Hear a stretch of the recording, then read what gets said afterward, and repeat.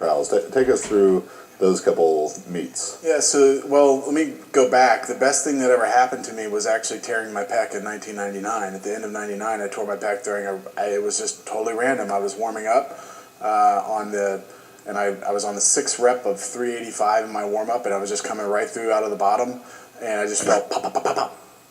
And I finished the rep, looked around, said, shit, I just tore my pec. Never torn anything.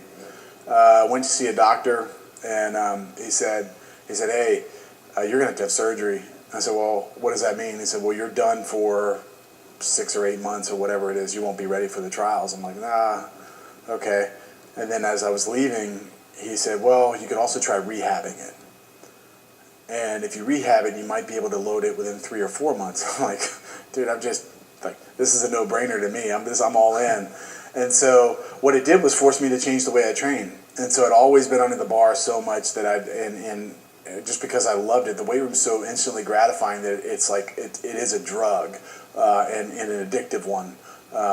And so like I just love to grind. I love to get under the bar, and it forced me to get out from under the bar. That's when I started really so the way I look at it is like I spent like the first 8 or 10 years of my training career as lifting, like building this massive base and never truly realizing how to get that super compensation. So when I actually came out, I didn't realize I was actually probably overtrained for most of my career early on. You were probably still overtrained from the 500 rep workouts in high school. Yeah. 6 years later. So when I started doing stuff that was like unloaded but super fast, because that's all I could do, like all of a sudden I went from my 40 time got down to like, not that this has a huge correlation with shot put, but I was like running like 4.5s and 4.54s in my 40, and my broad jumps just went through the roof. I remember we'd do like a 3-step long jump competition with my training partner, and we'd routinely go like 19 feet with it.